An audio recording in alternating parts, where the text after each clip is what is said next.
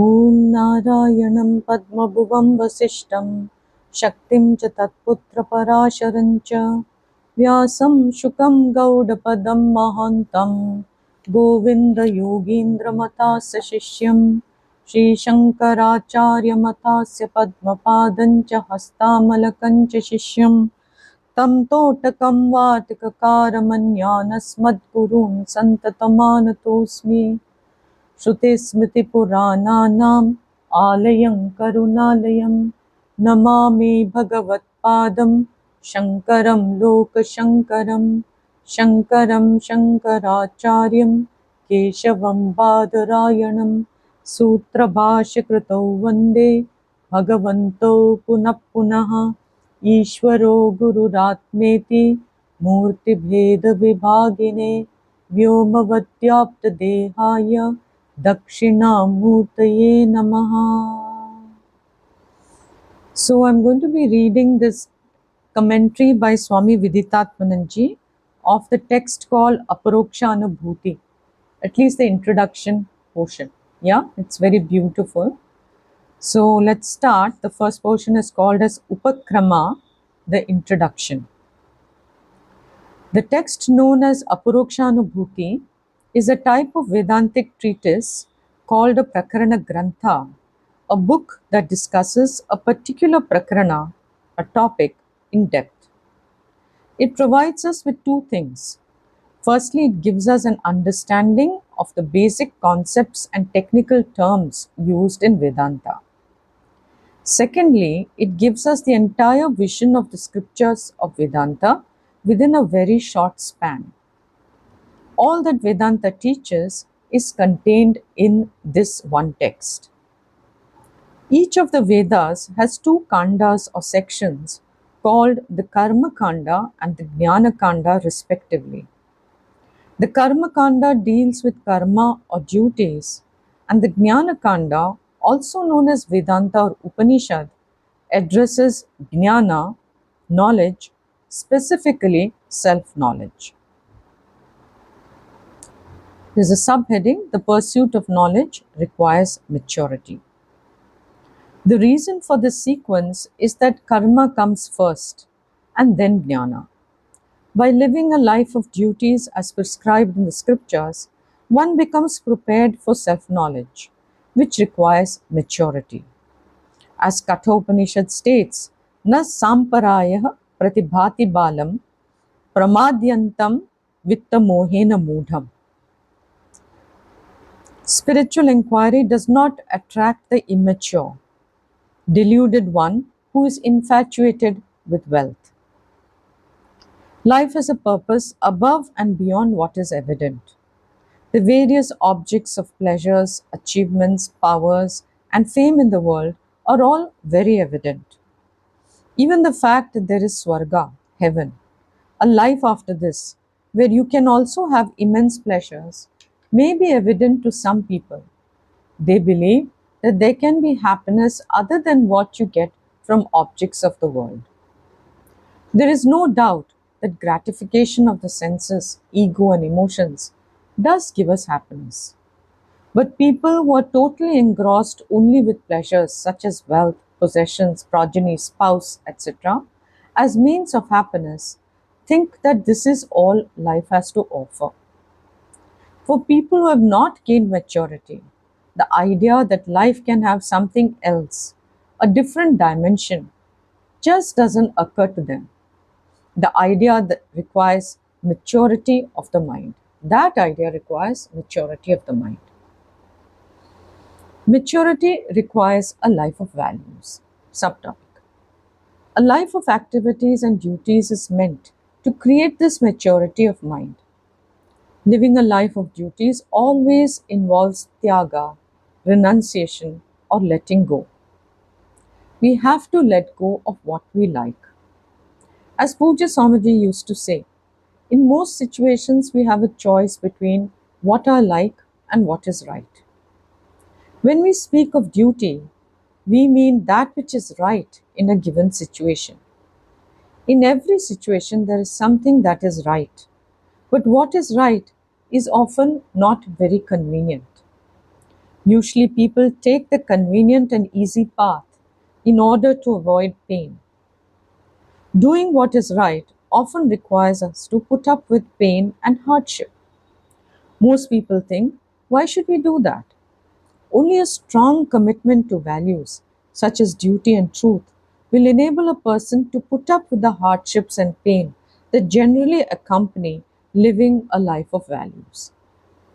This is the theme of the Karma Kanda.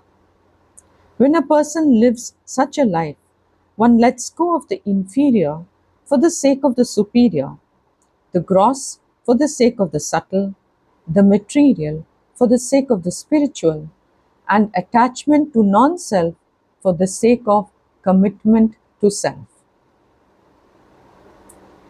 Shifting focus from non self to self. Subtopic. Attachment to the non self, the external, is something we are born with. In Kathopanishad it is said, Paranchakhani vyatranat swayambhuhu. Ishvara has made our sense organs and our mind extroverted. Therefore, all beings naturally have an affinity for seeking gratification from external sources. There is, of course, a genuine need for a gratification. The point is, how do we accomplish that gratification? Since living beings are born with an extroverted mind, the immediate tendency is to seek gratification from external pleasures. Attachment to external things leads to a tendency to acquire and enjoy them. To live a life of values and duties, however, one has to sacrifice that attachment to the external. Only then can an attachment to the self be discovered. We have to discover an attachment to the self, to Ishvara, to knowledge. Only then can that become my goal, and only then am I willing to do what is required to fulfill that goal. When I live a life of dharma, my mind is slowly molded and purified. As I deliberately practice a commitment to values and dharma, doing what is right, I slowly discover an attachment to the self. This requires me to give up the attachment to what I like and to what is convenient. In the course of time, my attachment to dharma enables me to discover an attachment to the self, which is Ishvara. Subtopic. Growth is shifting from pravritti to nivritti. Thus, the first phase of life is pravritti, activity, and the second phase is nivritti, a life of contemplation and pursuit of knowledge. Contemplation is focused on the statements of the scriptures. To understand what the scriptures are teaching, they must be unfolded by a competent teacher. The second phase essentially requires an aspirant to go to a teacher, submit himself or herself to a teacher, sit at the feet of the teacher, and listen to the unfoldment of the scriptures. Contemplating upon the self requires contemplation on the meaning of the statements of the Upanishads because their subject matter is the self. We require a teacher for this because we ourselves do not have the adequate insight or understanding to able to contemplate upon the self. A different kind of inquiry. The Vedic tradition differs somewhat from the modern scientific approach because this effort requires an acceptance that I am not competent to contemplate upon the self on my own. I need the help of the scriptures because the subject matter of the scriptures is the self. The profound statements of the scriptures such as Tat Tvamasi, that thou art, Aham Brahmasmi, I am Brahman, Sarvam Kalu Idam Brahman, all there is Brahman, have to be understood. I require help from the teacher to understand the true meaning of these statements. For example, there is a statement, ekam eva advitiyam. The truth is one without a second. What does this mean? What does non-duality mean? What does limitlessness mean? What does fullness mean? Because these words are also used in our day-to-day language, we already have some kind of notion about their meaning.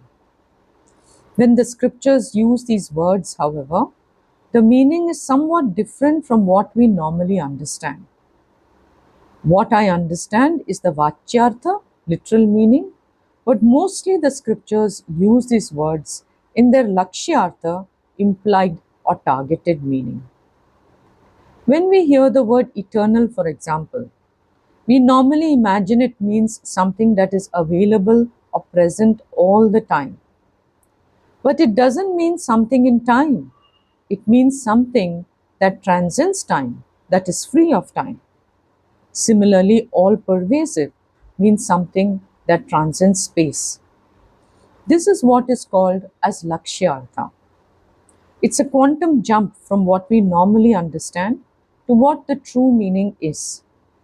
This is where the teacher comes in to help us make the quantum jump by unfolding the meaning of these statements. For this, I should have a relationship with the teacher in which my mind is available to understand what the teacher is teaching. Such a mindset is called Shraddha, trust pending understanding. This issue of trust is where science has a problem. Vedanta is therefore different from scientific investigation. There is no question about it. Next subtopic is science relies on perception and inference, which we'll do as a separate audio.